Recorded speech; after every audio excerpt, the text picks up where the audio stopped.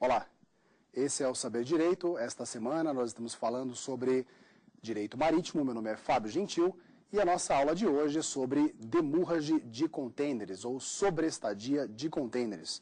Eu quero agradecer a presença das alunas da Amanda, Camila e Estefânia, que estão acompanhando conosco esta aula. Para relembrar as aulas, você pode acessar www.youtube.com/saberdireito. Na nossa última aula, nós tratamos da pena de perdimento de mercadorias, que tem se constituído em uma das maiores dificuldades, um dos problemas mais graves enfrentados pelos importadores no âmbito do direito marítimo no Brasil, no âmbito das relações comerciais, nas relações de comércio exterior no Brasil. Hoje nós vamos tratar de um tema não menos importante, não menos grave, que é a sobreestadia de containers e sobreestadia de navios. Muito bem. Quando nós falamos sobre contratos de afretamento, mencionamos que é conferido ao afretador um prazo para a utilização da embarcação. A utilização da embarcação, além deste prazo, sujeita a empresa ao pagamento de uma penalidade.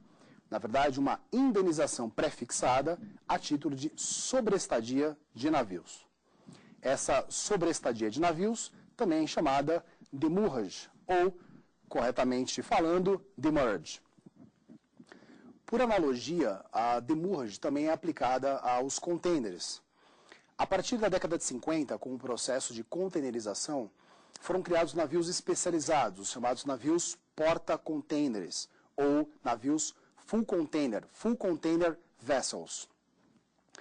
Nós temos que imaginar a seguinte situação, imaginar a seguinte imagem. Façamos a seguinte imagem: um porão cheio de containers e todos esses containers sendo transportados para fora do navio ao mesmo tempo.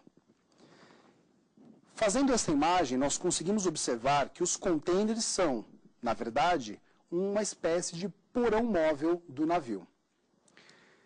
Por meio da Lei 9611 de 98, ficou determinado que containers não são embalagem, mas constituem parte do todo. De que todo? Do navio. Por essa razão é que se aplica aos containers, por analogia, os mesmos princípios na cobrança de sobreestadia de navios. Neste caso, sobreestadia de containers ou demurrage. Tratando da demurrage de containers, existe uma discussão a respeito da natureza jurídica. Há quem entenda que se trata de uma cláusula penal, mas esta é uma corrente minoritária que já foi vencida. Hoje os tribunais têm um entendimento sólido, pacífico, manso, de que, na verdade, a sobreestadia de containers representa, sim, uma indenização pré-fixada. Essa indenização pré-fixada, ela vem do direito inglês. No direito inglês existe uma figura chamada liquidated damages. Liquidated damages. Ou seja, uma indenização pré-fixada. Danos liquidados, danos pré-fixados. Essa indenização pré-fixada é baseada em uma tarifa de sobreestadia. Tarifa esta que é, via de regra, estabelecida entre as partes no contrato de compra e venda. Por não considerarem ou por não serem considerados embalagens, os containers não podem simplesmente ser utilizados pelos importadores indefinidamente. Esses equipamentos, num determinado momento, precisam ser devolvidos para o transportador ou para o agente de cargas responsável pela operação. Essa tarifa, ela precisa ser estabelecida no âmbito do contrato internacional de transporte ou no contrato de logística prestado, assinado entre o agente de cargas e o importador. Justamente por não configurar uma embalagem, mas sim parte do todo, é garantido ao importador um prazo para que ele utilize esses containers sem o pagamento de sobreestadia. É importante perceber que este prazo ele é contratualmente estabelecido. Este prazo é necessário, tendo em vista que, no âmbito da nossa legislação aduaneira, no âmbito dos nossos processos administrativos para nacionalização de cargas, o importador precisa de algum tempo para poder realizar todos os registros, para levar as suas cargas até o armazém ou até a sua fábrica, até aquela respectiva planta e devolver o equipamento. Então existe um período livre chamado free time, que é conferido ao importador para que ele possa realizar todas essas operações.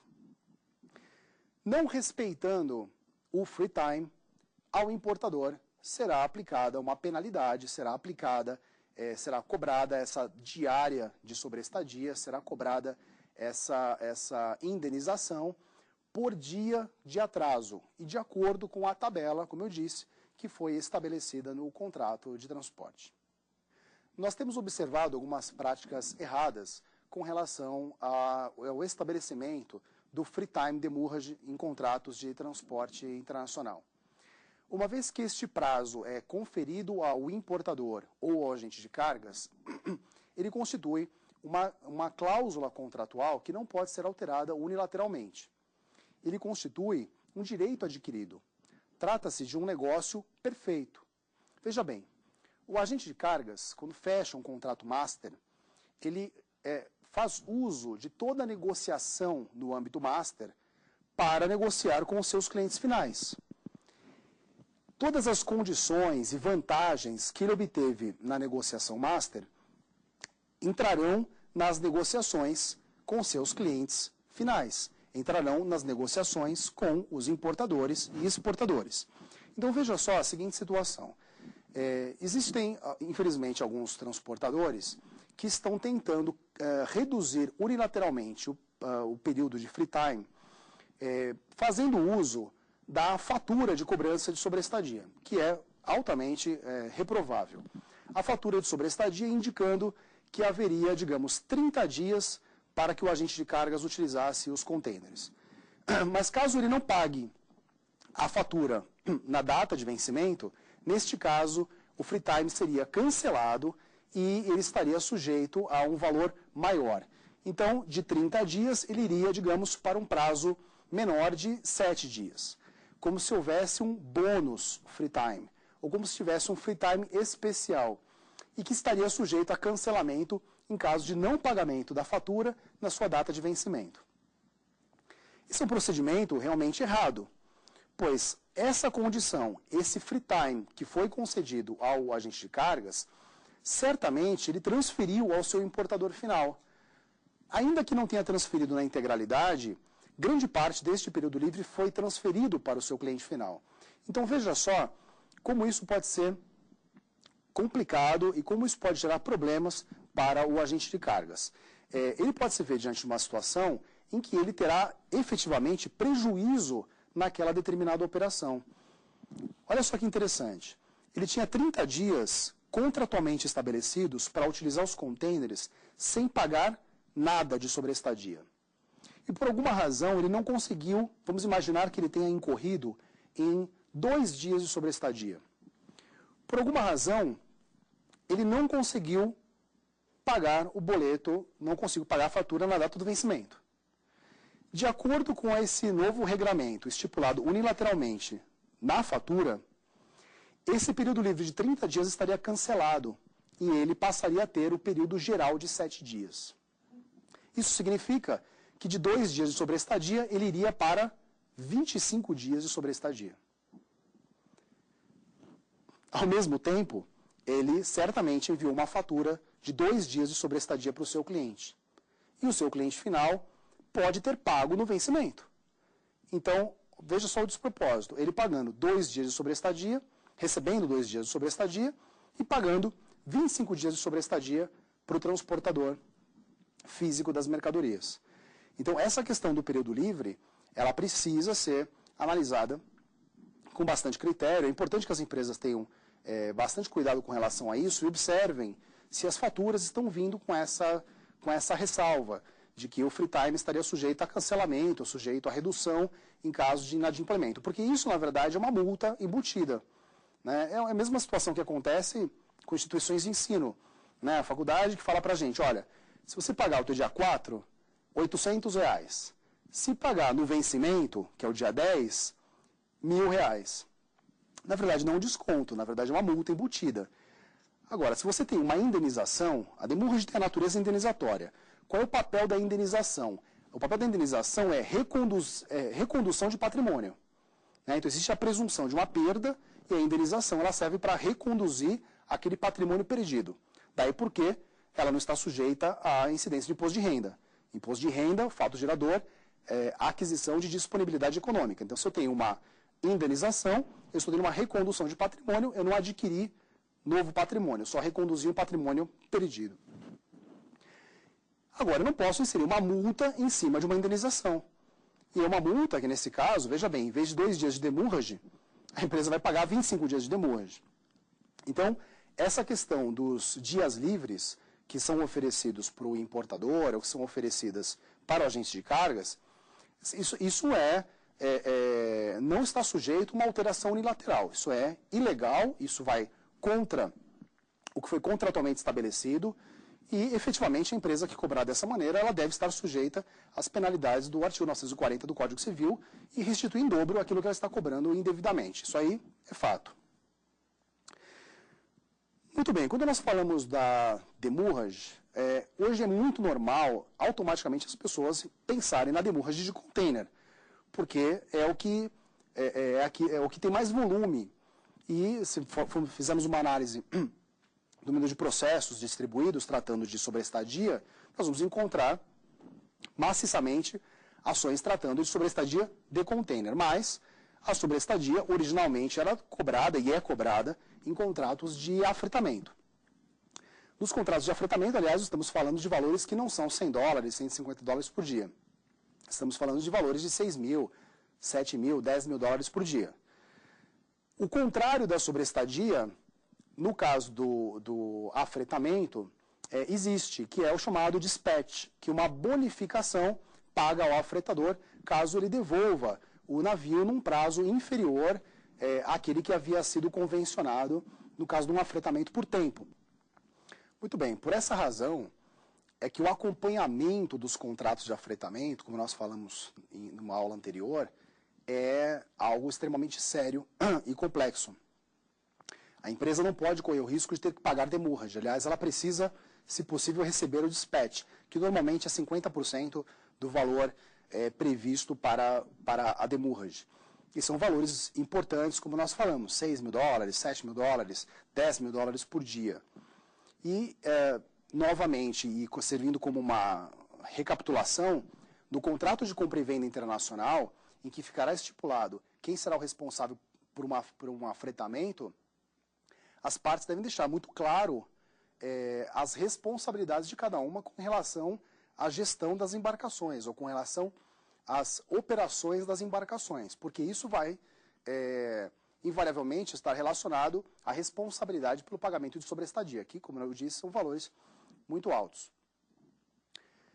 Voltando a falar um pouco sobre a demurrage de container, existe uma alegoria que nós utilizamos, e só para que fique bem clara essa questão do porão móvel, que é uma alegoria que fala sobre o transporte em caminhão-baú.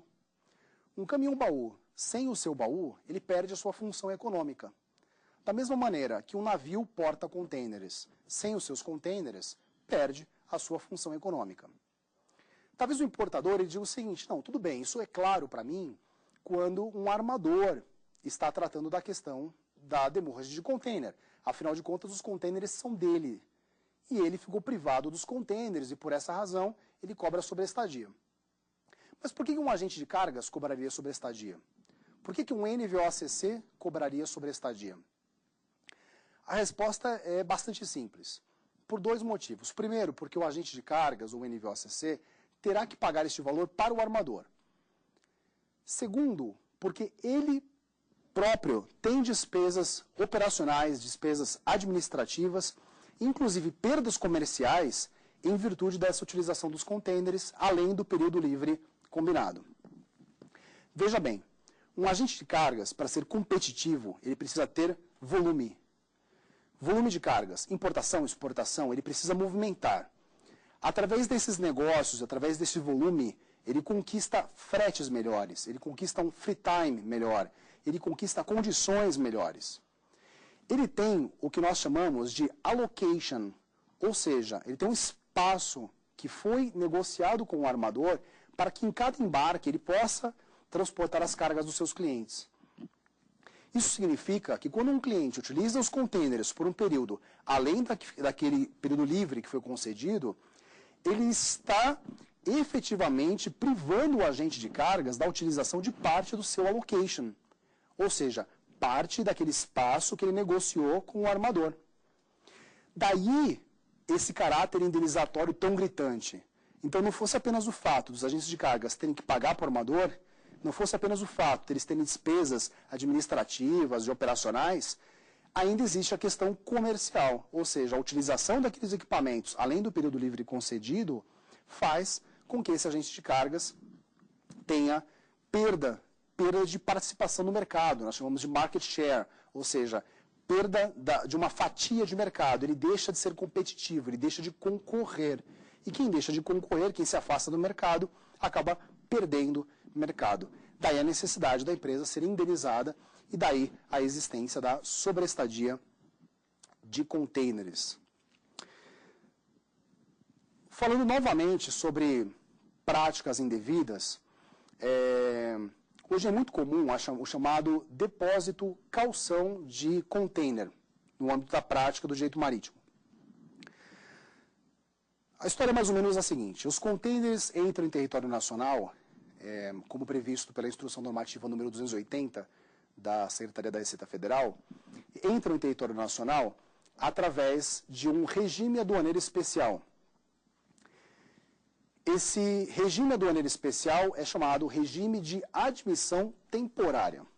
Ou seja, o bem não será importado, ele não será nacionalizado, ele não será absorvido pela máquina produtiva nacional. Ele entrará em território nacional em caráter temporário e retornará para o exterior. Por exemplo, carros que participarão de uma feira de exposição. Esses carros vêm ao Brasil, são expostos e retornam para o exterior. Carros da Fórmula 1. Esses carros vêm ao Brasil, competem e retornam ao exterior. Então, o regime de admissão temporária, ele serve para isso, para bens que serão admitidos temporariamente em território nacional, mas que deverão retornar ao seu país de origem. Os containers entram em território nacional em regime de admissão temporária automática. Existe um controle no âmbito do Siscomex Carga, existe um manifesto, ou seja, que é o conjunto de informações prestada para a Receita Federal, através desse módulo carga do Siscomex, e esses equipamentos entram em território nacional e devem sair do território nacional. Diante dessa obrigação de devolver os equipamentos para o exterior, estes bens, o uso destes bens no Brasil deve estar sujeito a um controle. Razão pela qual os armadores e os agentes de cargas exigem um termo de responsabilidade a ser assinado pelos seus respectivos consignatários. Esse termo de responsabilidade, aliás, é um tema que é um documento que causa algumas discussões, porque ele também prevê a questão da sobreestadia de container. Ele também prevê a questão da demurrage de container. Veja bem, apesar do contrato de transporte, em regra, prever a incidência, a cobrança dessa parcela, a incidência e a cobrança dessa tarifa, é importante que haja um pacto mais claro com relação aos valores que serão cobrados pela utilização desses equipamentos. Durante algum tempo, foi exigido também um cheque calção. Esse cheque calção, ele era muito válido, especialmente para os casos de importação de bagagens. E por que esse documento, esse cheque calção era importante para a importação de bagagens? Porque normalmente o viajante ele não tem experiência em comércio exterior. E são pessoas difíceis de serem localizadas e a cobrança dos valores devidos a título de sobreestadia se tornava extremamente difícil, complexa. Para localizar a empresa, às vezes a pessoa, às vezes por falta de liquidez e se tornava, enfim, uma cobrança bastante desgastante. Então, a exigência de um cheque calção servia como uma garantia da devolução daqueles equipamentos. Afinal de contas, esse bem não pode ficar em território nacional, esse bem não pode ser extraviado, esse bem não pode ser destruído, esse bem não constitui embalagem. Então, esse cheque calção servia como uma garantia. Ocorre que esse cheque calção, do cheque calção, houve uma evolução, uma involução, que eu considero uma involução, para o chamado depósito calção.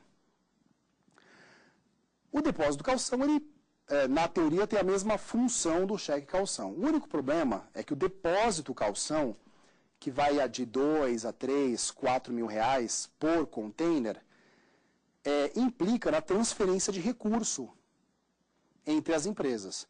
Então, imagine só um agente de cargas que tem um volume de 500 containers por mês.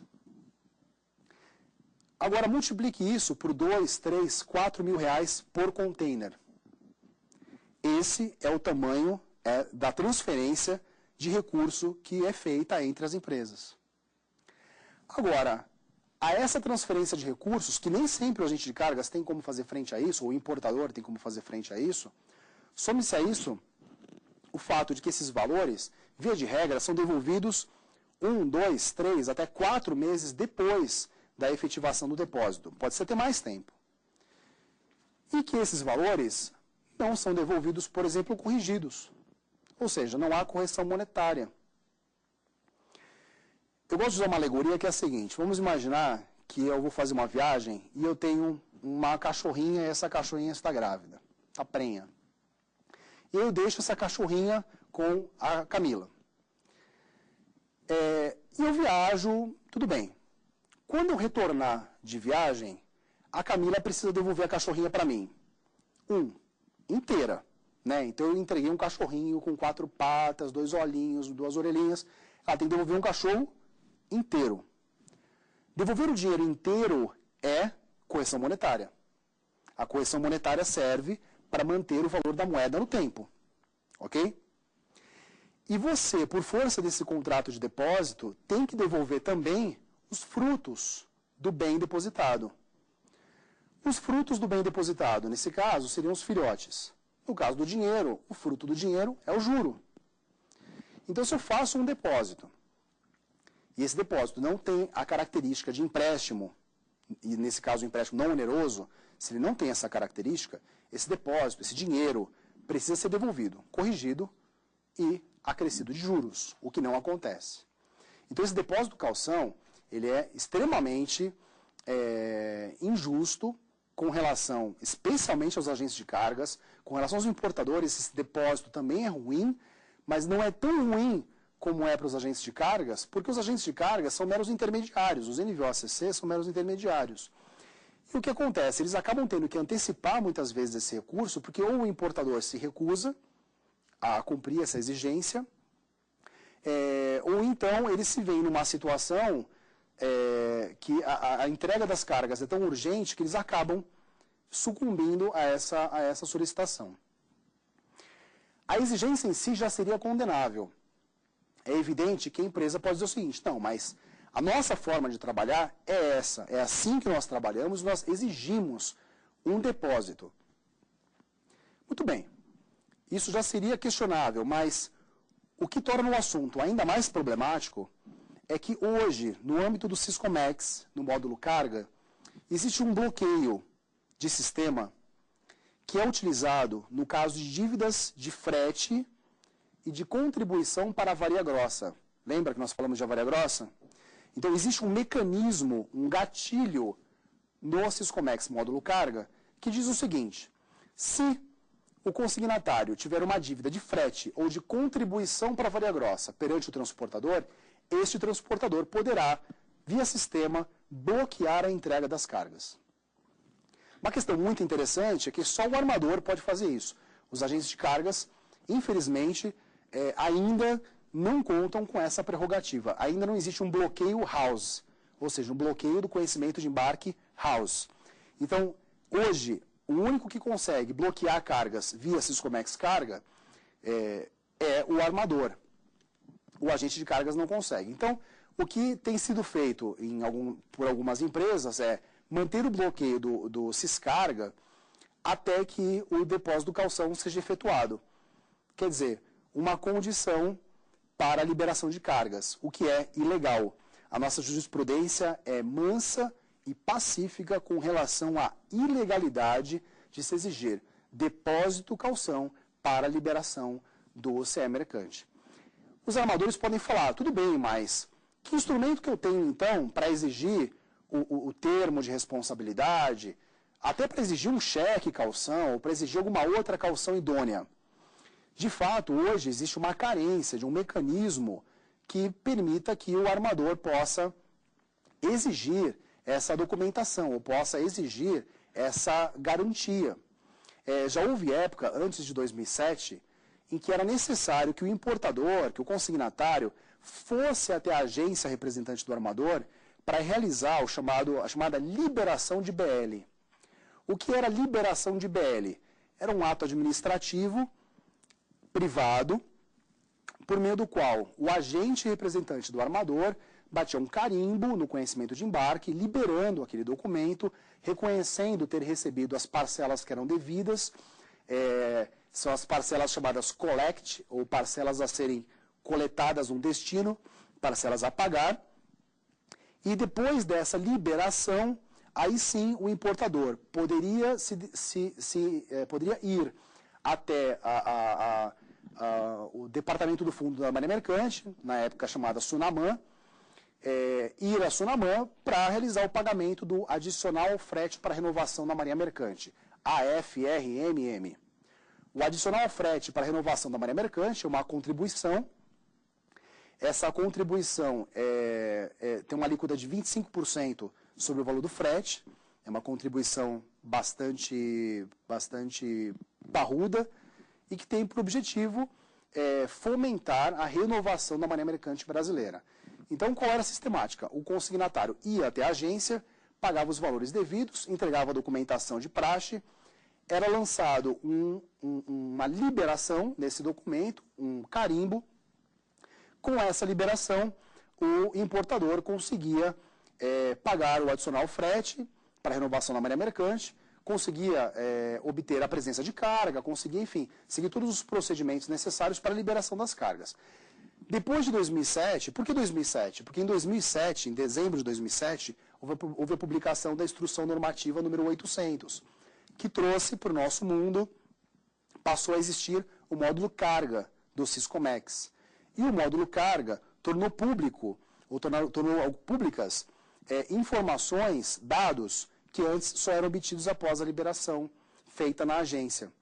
Então, hoje, o importador, online, consegue obter as informações necessárias para processar a liberação das suas cargas. Se eles tiverem posse dos conhecimentos originais e a documentação exigida pela Receita Federal e tiver realizado o pagamento do frete, não há motivo algum para que ele vá até a agência.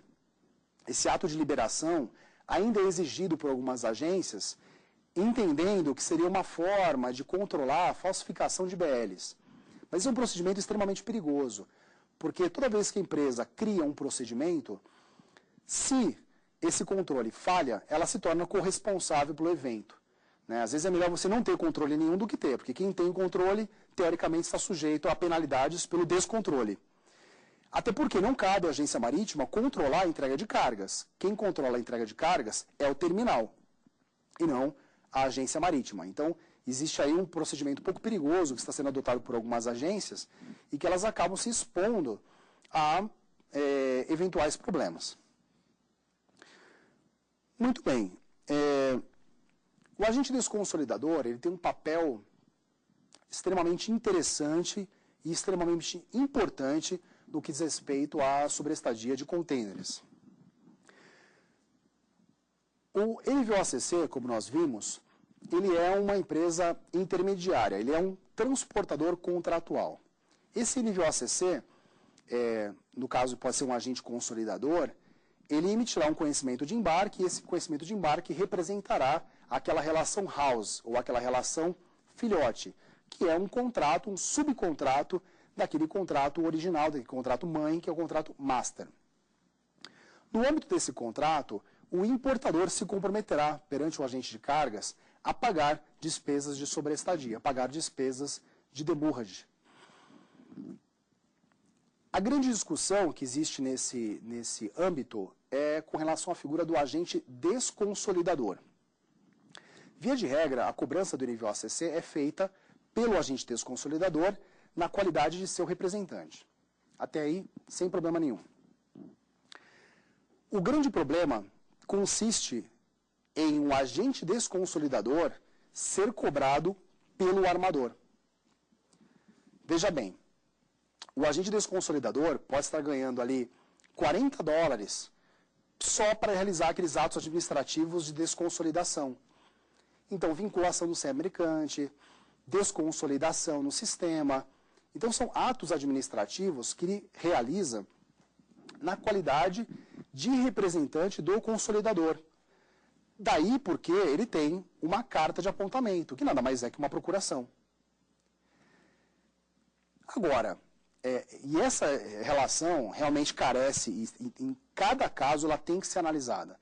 Porque pode ser, então, numa situação como essa, depois do que eu falei, qualquer um chegaria à conclusão de falar, tudo bem, então o agente desconsolidador, quando ele consta como consignatário de um BL Master, ele não consta por si, ele consta na qualidade de representante de alguém, na qualidade de procurador de alguém, de quem é o agente consolidador que lhe deu aquela procuração. Logo, em caso de dívida de sobreestadia, quem deveria pagar é o agente consolidador, porque ele foi o contratante do serviço de transporte. Ainda que esse agente desconsolidador tenha assinado um termo de responsabilidade, nós também poderíamos forçar o entendimento de que ele assinou esse termo de responsabilidade não em nome próprio, mas na qualidade ainda de representante do agente consolidador. O grande problema, e daí a necessidade de analisar cada caso individualmente, é que esse agente consolidador, apesar de não ser o emissor do conhecimento de embarque house, pode ser que ele tenha gerado o contrato. Vamos imaginar, nós falamos de Incoterms, não falamos? Vamos imaginar uma importação que tenha sido negociada sob o Incoterm FOB, Free On Board. Qual é a responsabilidade do exportador? Colocar as cargas a bordo. Quem vai contratar seguro e transporte? O importador. Eu tinha dado aquele outro exemplo do CIF. No caso do CIF, o seguro e o frete estão incluídos no preço. Daí porque o exportador, via de regra, seria o responsável pela contratação do frete. Mas vamos imaginar uma importação FOB.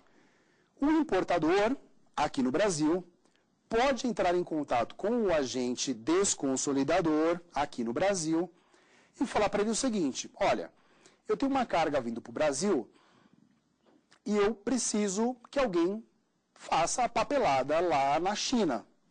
Você tem como me atender? Ah, sim, pois não. Esse agente no Brasil vai procurar um agente consolidador na China, e esse agente consolidador na China fará toda a parte documental, inclusive a emissão do conhecimento house. Então, apesar de, do ponto de vista contratual, ou da emissão do conhecimento, o transportador, ainda que transportador contratual, seja o agente consolidador, do ponto de vista prático, do fechamento do negócio, o transportador é a empresa aqui no Brasil, é o agente desconsolidador. Porque ele foi procurado, ele foi chamado pelo importador a realizar essa operação. Então seria altamente injusto que num caso como esse fosse imposto ao armador, ou melhor, que fosse requerido ao armador que ele cobrasse do consolidador. Porque apesar da carta de apontamento, nesse caso, toda a operação respeitou uma ordem inversa. O importador procurou a empresa no Brasil, a empresa no Brasil pediu que o seu agente, ou que um agente na origem, realizasse todo o procedimento administrativo, inclusive a emissão do conhecimento house, para que essas cargas pudessem ser transportadas para o Brasil. Então, daí porque as relações envolvendo agentes consolidadores e desconsolidadores não é uma relação simples e tranquila de ser resolvida.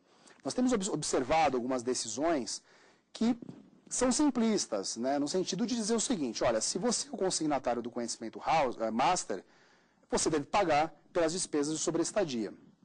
Essa é uma meia-verdade, essa não é uma verdade absoluta, como nós vimos, porque dependendo do papel desempenhado pela empresa, ela é um simples procurador. Seria a mesma coisa que exigir do advogado que pagasse uma condenação do seu cliente. Não faz o menor sentido, porque ele é um simples representante, ele não é a empresa, ele representa os interesses daquela empresa. Daí porque é necessário que haja um estudo mais, enfim, caso a caso, se consiga entender qual seria a sistemática. Talvez uma solução para isso fosse os clientes finais, em casos discutidos com o armador, assinassem o termo de responsabilidade direto para o armador. É possível que alguém diga o seguinte, tá, mas não existe uma relação negocial entre o cliente final e o armador. O armador tem uma relação contratual e negocial com o agente de cargas. E o agente de cargas tem uma relação com o cliente final. Não haveria como o armador se relacionar diretamente com o cliente. Na verdade, há. Veja bem, imagine uma situação em que uma pessoa está passando mal e você a acompanha ao hospital para que essa pessoa seja internada. Tá, ok? Os hospitais, por regra, solicitam, no momento da internação, a assinatura de um termo de responsabilidade pela cobertura, pelo pagamento de procedimentos que não estejam cobertos pelo plano de saúde daquela pessoa. Se um determinado procedimento não estiver coberto pelo plano de saúde, invariavelmente o hospital cobrará essas despesas daquele que assinou o termo de responsabilidade. Por quê? Porque essa pessoa se comprometeu a arcar com aquela parcela. No caso do importador se comprometer pelo uso dos contêineres, nos parece ter bastante lógico, porque afinal de contas, são as cargas dele que estão sendo transportadas. Ainda que haja uma cobertura contratual do agente de cargas, efetivamente as cargas que estão a bordo pertencem ao importador. Então, através de uma somatória desses dois contratos, do contrato master e do contrato house, é perfeitamente compreensível que existe uma relação triangular, uma relação que envolve armador, agente de cargas e importador. Daí porque, em casos específicos, devidamente analisados, seria perfeitamente plausível que o importador assinasse diretamente o termo de responsabilidade perante o armador. É claro que isso está relacionado ao modelo de negócios que vai ser eleito, inclusive pelo próprio agente de cargas. Alguns agentes de cargas simplesmente não admitem um relacionamento direto dos importadores com os armadores, por uma questão de reserva de mercado, por uma questão de não quererem que os seus clientes estejam expostos a um possível ataque dos armadores. Imagine só uma situação em que o armador poderia atravessar o agente de cargas e oferecer serviço direto para o importador. Então, alguns agentes de cargas, por modelo de negócios, não concordariam com esse procedimento. Mas é algo que poderia passar a ser utilizado, talvez como uma medida de evitar que agentes meramente desconsolidadores, que ganhavam $40, $30 para realizar um trabalho burocrático, administrativo, estejam sujeitos a dívidas de, às vezes, dezenas de milhares de dólares. Muito bem. Vocês têm alguma dúvida? Professor, eu gostaria de saber como são contados os prazos nos contratos de afretamento. Nos contratos de afretamento, Estefânia, devem ser levadas em consideração questões como o clima, questões como, será que sábados devem contar na contagem de prazos, domingos, feriados? Então, nos contratos de afretamento, você vai encontrar expressões como chink, cheques, sachex, então uma série de combinações de S, H, C com INC, que significa included, e de EX, que seria de excluded. Então seriam Sundays, holidays, included. Então são siglas, na verdade, é a formação. Então seriam sábados e domingos e feriados incluídos ou excluídos. Nos contratos de afretamento também deve ser estipulado entre as partes se, por exemplo, em caso de chuva, se a contagem dos prazos se suspende ou não. E certas mercadorias não podem ser carregadas ou descarregadas debaixo de chuva, porque elas simplesmente estragam. Então o porão precisa ser fechado. Então o contrato de afretamento ele precisa prever todas essas questões climáticas, questão de tempo, de horas. Então, assim, como se contam? De acordo com aquilo que for estabelecido no contrato de afretamento. Ok? Vocês têm mais alguma dúvida? Eu tenho uma dúvida. Eu queria saber se os agentes de cargas podem ter tarifas de demurrage próprias. Podem e devem. Os agentes de cargas, como eu falei, eles estão numa posição intermediária em que estão entre o martelo e a bigorna, né? Estão sendo cobrados pelos armadores e ao mesmo tempo cobram dos clientes finais. Por que eles teriam uma tarifa de demurrage própria? É muito fácil de entender. Além de estarem sendo cobrados e terem que pagar os armadores, eles também têm perdas próprias. Custos de natureza administrativa, custos de pessoal, custos de administração dessas dívidas. E não fosse apenas isso, existem as perdas de natureza comercial. Porque o agente de cargas, como eu disse antes, ele tem um allocation, ele tem um espaço reservado com o armador, ele tem um número de containers que ele negociou com o armador, ele tem condições que foram negociadas com o armador, e ele pode perder essas condições. Hoje, a concorrência entre os agentes de cargas, muitas vezes não é nem pelo frete. Os agentes de cargas podem conseguir o mesmo frete, oferecer o mesmo frete para o cliente final, mas a diferença é o número de dias livres de demurrage, ou a tarifa de demurrage, ou seja, questões não relacionadas ao frete em si, questões complementares. Então, se um agente de cargas é penalizado por um uso extraordinário dos equipamentos, ele perde uma condição especial como essa e tem uma perda comercial muito grande. Ele acaba tendo perda de competitividade. E para um agente de cargas falar em perda de competitividade, nós estamos falando realmente de uma situação extremamente complicada. Muito bem. Vocês teriam mais alguma questão? Eu tenho. Eu queria saber qual a importância de se negociar a demurrage e em que momento isso deve ser feito. Olha, como eu estava falando, a negociação da demurrage é vital para importadores e para agentes de cargas. Por que eu menciono sempre importadores e agentes de cargas? Importadores porque são os consignatários, via de regra, dos conhecimentos house. Existem outras figuras, como trading companies, que constam como importadoras, enfim, mas vamos focar no geral. Importadores e por que agentes de cargas? Porque constam como consignatários dos conhecimentos de embarque master. Então, a negociação da demurrage vai fazer com que essas empresas tenham maior competitividade. Veja bem, para o importador, qualquer parcela é importante na composição geral do custo da operação. Então, não é só a compra e venda internacional, quer dizer, não é só a questão de quanto que vai custar a mercadoria. Ele tem que saber o custo do frete, ele precisa saber o custo de liberação, despesa com despachante aduaneiro, despesas diversas, armazenagem e demurrage de container. Ele precisa saber quantos dias ele terá para a utilização do container sem que passe a pagar sobre a estadia. Muitas vezes as operações elas apresentam margens de lucro extremamente apertadas. Né? Então imagine só uma situação da empresa ter que começar a pagar por dia 100, 150, 200 dólares por uso do container. Às vezes parece pouco, né? A gente ouve, mas 100 dólares, mas num contexto de compra e venda internacional, essas parcelas podem ter uma representatividade muito grande. Então, não é admissível que a empresa realize uma operação de comércio exterior sem ter a questão da demurrage muito clara, muito claramente estabelecida. Veja só, existem alguns contratos, nós falamos dos Incoterms, vamos imaginar um contrato que tenha sido negociado no Incoterm CIF.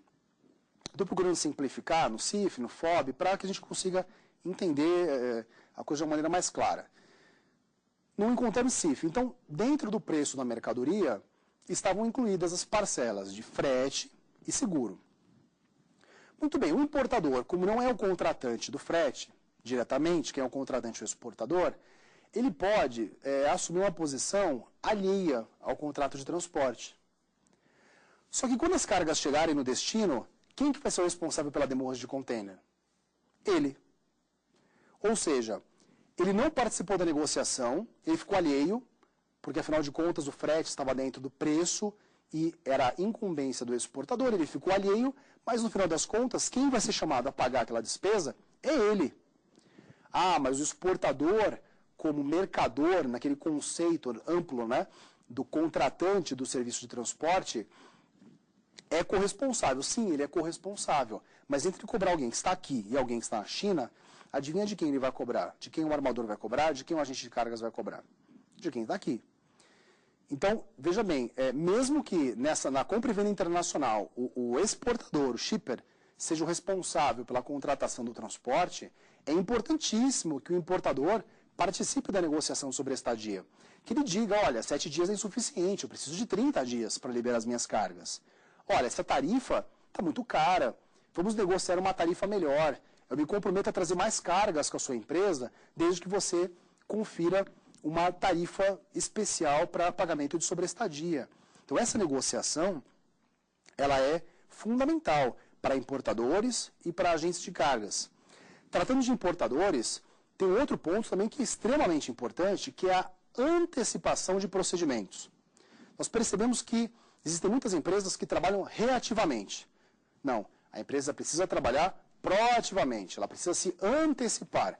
Ela não pode simplesmente, o agente de cargas não pode cobrar o seu cliente final depois de receber a cobrança do armador.